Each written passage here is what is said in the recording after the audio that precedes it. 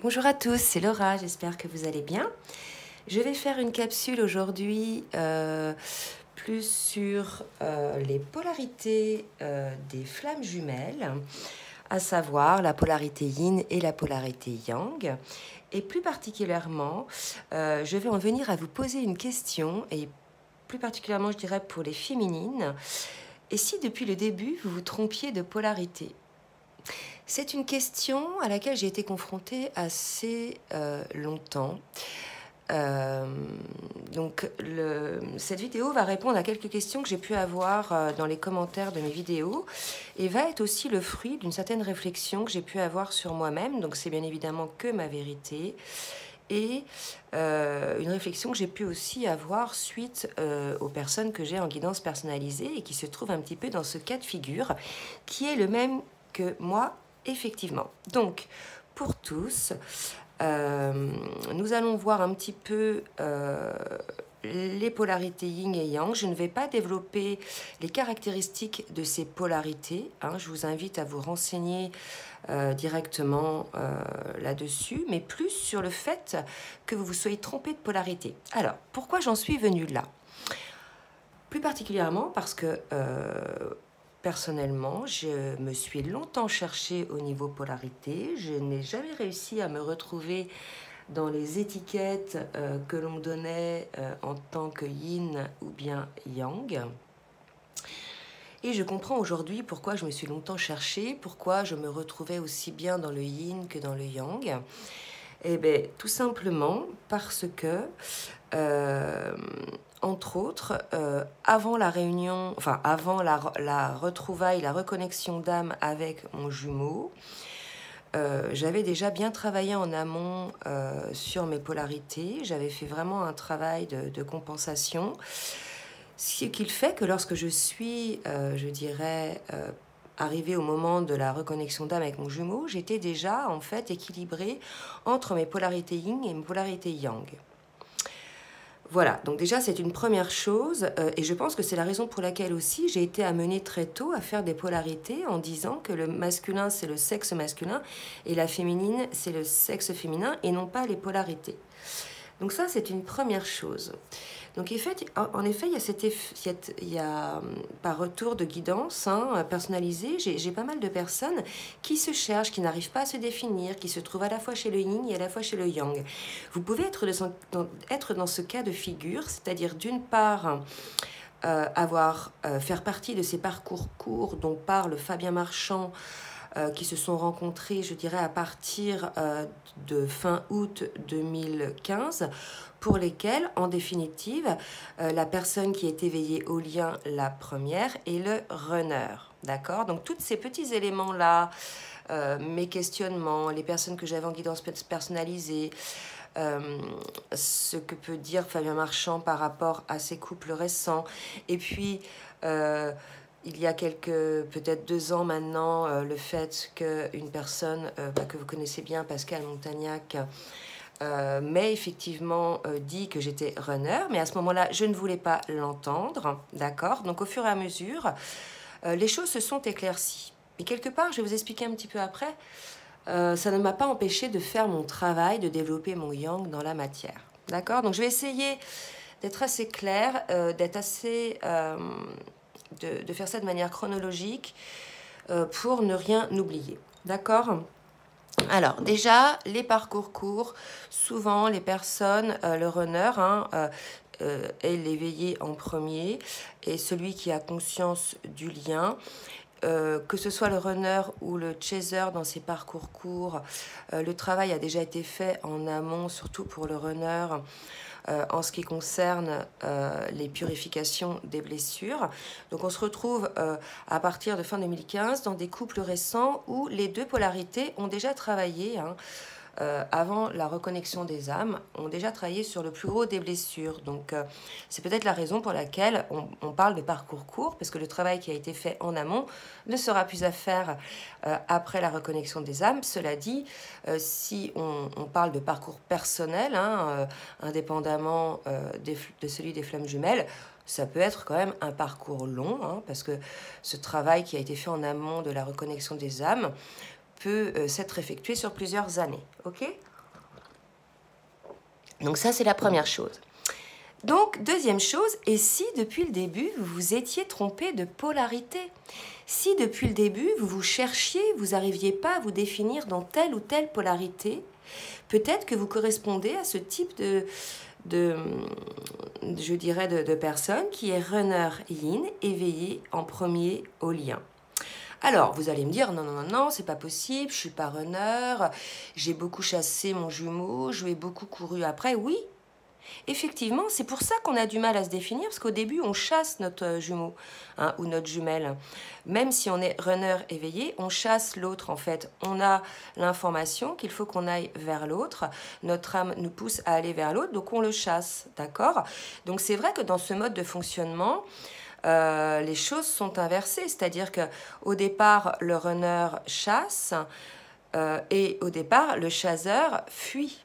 Effectivement, donc c'est pour ça qu'au début, on a du mal à se définir dans ces polarités pour certains et que parfois, on va se définir en tant que chaser yang, d'accord? Cela dit en passant, ce qui a pu mettre le doute aussi dans beaucoup de personnes, c'est que sur certaines chaînes, on parlait de chaser yang, non, de chaser yin, de runner yang, etc. Donc ça mettait un peu le flou dans le cerveau des gens et je pense que ce flou était là, mais parce que justement il nous manquait peut-être la petite clé qui nous permettait de nous dire qu'en fait non, pour les couples récents, à partir de pour ceux qui se sont rencontrés à partir de fin 2015, effectivement c'est le runner qui est éveillé en premier et qui est yin, d'accord, quand bien même il chasse au départ son jumeau. Donc, qu'est-ce que ça fait en tant que runner de se découvrir runner? Ah ben, je peux vous dire que ça vous met un coup parce que effectivement, c'est un reset un petit peu de ce qui s'est plus ou moins passé. C'est une introspection de ce qui a été fait, de notre évolution, de notre parcours. Et en définitive, après cette petite tempête qui peut durer une semaine par rapport, suite à la prise de conscience que l'on est le runner éveillé. Après, si vous voulez, on y voit beaucoup plus clair et effectivement, on commence à répondre à certaines questions. Alors, déjà, pour comprendre, pour savoir si vous êtes plutôt yin ou yang de polarité à l'origine, essayez de voir un petit peu, donc là, je parlais plus du yin. Si vous avez effectivement eu des comportements très yin depuis le départ, bien avant la rencontre avec votre jumeau, est-ce que c'est pas vous, par exemple, qui, dans vos relations amoureuses, avez toujours quitté l'autre?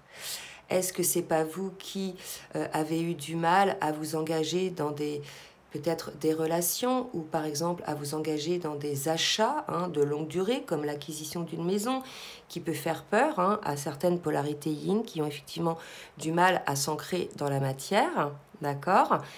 Donc voilà un petit peu ce genre de questions que vous pouvez vous poser pour comprendre un petit peu si à l'origine vous étiez yin ou pas, ok? Alors, qu'est-ce qu'on peut dire? Ça ne change pas grand-chose à savoir si on est yin ou yang, tout simplement. Je pense que ça permet de définir quelques axes de développement. N'oubliez pas que si vous faites partie de ces parcours courts, vous avez déjà équilibré pas mal vos polarités. C'est la raison pour laquelle je précise souvent et je demande souvent aux personnes de ne pas trop focaliser là-dessus, puisque le travail est fait de fait pour l'équilibrage de ces polarités. Donc maintenant, par rapport à tout ce qui peut être dit sur les runners, je dirais sur les chaînes, je ne suis pas toujours d'accord avec ce qui est dit parce que bien souvent la définition du runner sur les chaînes est donnée par un chaser, donc avec ses filtres de chaser, et souvent elle est donnée cette définition par une femme. Alors, donc on va nous donner des schémas types comportementaux runner, mais en définitive, je pense qu'il est important de faire une petite différence entre le runner femme et le runner homme, puisqu'il y a certes cette polarité dominante qui est là, qui nous fait avoir une certaine étiquette énergétique, mais il y a aussi notre caractère, notre étiquette identitaire sexuelle, qui peut aussi avoir une influence sur les comportements. Donc le runner, voilà, il n'est pas toujours défini d'une manière très positive. des fois à juste titre, hein, mais parfois je trouve que c'est un petit peu exagéré. D'accord? Comment vous dire? La fuite. La fuite du runner, oui, c'est un fait, hein. Beaucoup de personnes ne comprennent pas la fuite du runner.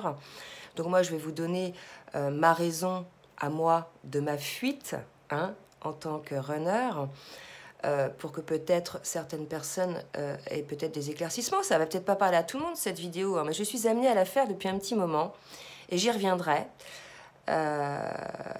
Déjà, je vous invite, si vous avez des questions à poser, auxquelles je puisse répondre en tant que runner yin, je me ferai un plaisir de le faire. Si je peux le faire, je ferai en sorte de regrouper un petit peu toutes les questions que vous m'enverrez et je ferai une autre vidéo là-dessus. En tout cas, qu'est-ce qui motive, qu'est-ce qui pousse le runner à fuir son autre? Je voulais quand même vous préciser, hein, qu'en tant que yin, en fait, je ne fuis pas mon jumeau, hein. Je fuis tout simplement la situation qui m'est imposée. Je fuis une situation qui est figée, qui peut paraître figée par moments, et qui ne me correspond pas, qui ne correspond pas à mes attentes, et surtout qui ne correspond pas à ce qui doit être sur le plan divin. Donc effectivement, le runner est quelqu'un qui est, et là je vais parler pour ceux que j'ai pu avoir en échange, c'est quelqu'un qui est quand même extrêmement entier et qui ne peut vivre les choses de manière, je dirais, qui ne correspondent pas à son âme et à ses vibrations. Donc tant que le jumeau ou la jumelle en face aura un comportement dysfonctionnel, ne fera pas des choix de vie, sera dans une spirale, je dirais pour certains destructrice, pour certains de sacrifice, et tant que le jumeau n'ouvrira pas les yeux sur ses comportements et sur le fait qu'il est dans l'auto-sabotage, donc là je parle d'un cas de figure par exemple, le runner ne reviendra pas vers son chaser. D'accord? Donc je parle rarement, hein, de ces termes-là, runner-chaser, pour ceux qui me connaissent. Je vais plutôt te parler de polarité yin et de polarité yang. Mais comme je vous ai expliqué, à un certain niveau de parcours, les deux polarités sont équilibrées. C'est pour ça que j'emploie aujourd'hui le terme de runner et de chaser, pour que ça soit clair. Quand je parle de runner, là, je vais parler du runner éveillé au lien en premier, hein. Donc, lorsqu'il voit que la situation est dysfonctionnelle et que ne correspond pas à ce qui doit être, le runner fuit, hein. Le runner fait comprendre à son chaser que les choses ne sont pas ce qu'elles doivent être. Donc, on va se retrouver avec un chaser, là, dans mon cas de figure, un masculin qui, visiblement, ne va pas comprendre la raison de la fuite, ou ne veut pas l'entendre, hein, et va constamment réitérer, revenir, peut-être proposer des schémas répétitifs, va être dans une forme de communication qui n'est pas si claire que ça, puisque on sent chez le chaser une certaine distance à mettre le doigt sur les choses, à éventuellement verbaliser les choses telles qu'elles sont, puisqu'on se retrouve aussi face à un chaser dans ce cas-là qui est porteur de réunion, hein, les choses sont inversées. Donc on se retrouve avec un chaser, surtout quand il est masculin, quand il est homme, qui va avoir un comportement, je dirais, qui peut sembler aussi inconséquent par moment, peut-être même parfois fuyant, hein.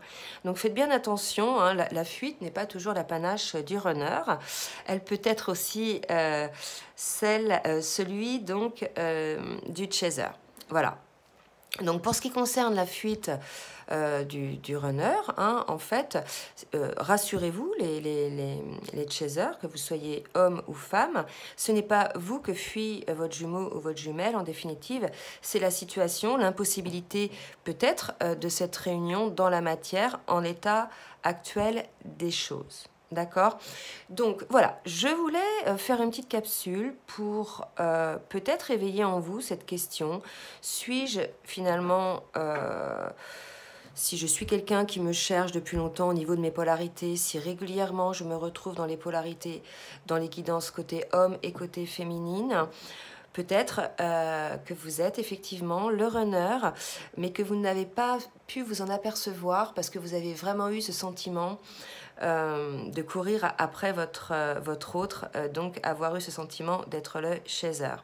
Mais si vous regardez bien en conscience un petit peu ce qu'il y a en vous, vos peurs que vous avez pu travailler, vos blessures que vous avez travaillées, bien souvent en amont, pour une féminine, vous avez travaillé beaucoup le rejet. Alors qu'on dit souvent que la féminine, lorsque les chasers travaillent l'abandon, eh bien, écoutez, je vous invite à observer, n'est-ce pas le rejet que vous avez travaillé au tout début, hein, peut-être même avant la reconnexion avec votre autre. Donc je vous invite à regarder ça.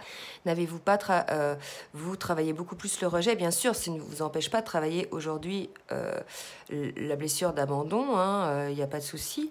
Mais en tout cas, voilà, je vous invite donc un petit peu à voir ça, hein, à regarder un petit peu en face les choses, sans vous culpabiliser hein, de vous être peut-être trompé de polarité, car finalement, avec le recul, et je le vois aussi en guidance personnalisée, lorsque l'on est runner yin, et qu'on n'en a pas eu conscience tout de suite, ça n'a pas empêché la personne de travailler son yang, de développer son yang dans la matière. Voilà, hein, donc pour ça, il n'y a pas de souci, soyez rassurés. Ce qui peut vraiment vous éveiller dans ce questionnement, c'est si vous vous êtes longtemps cherché dans votre polarité, si vous avez mis vraiment du temps à vous trouver, si effectivement c'est vous qui avez initié les séparations avec votre autre, même si ça a été des séparations d'une journée, hein, voilà, c'est souvent, hein, on dit hein, que c'est le runner qui initie la séparation, que le chaser ne peut pas le faire, ou est dans une grande souffrance quand il le fait. Donc voilà, hein, essayez de regarder un petit peu le travail que vous avez fait, prendre du recul par rapport à ça, prendre conscience peut-être de votre comportement de fuite, pas uniquement avec votre jumeau, mais peut-être dans la vie en général, peut-être effectivement pour ne plus reproduire les choses. Voilà, donc il y a l'idée aussi de prendre conscience de cela et peut-être d'avoir le comportement adéquat. Je vous invite hein, effectivement à lire ou à regarder les vidéos de Fabien Marchand qui expliquent très bien les mécanismes du runner et du chaser. Fabien Marchand aussi qui a donc parlé des flammes jumelles qui sont dans le parcours court pour lesquelles le runner est l'éveillé en premier. Ok, voilà, bah écoutez, j'espère que ça va aider certaines personnes. Je vous fais des gros bisous, je vous dis à très bientôt. N'hésitez pas à partager, à liker si cela vous a plu. En attendant, je vous dis à très bientôt. Bisous, bisous.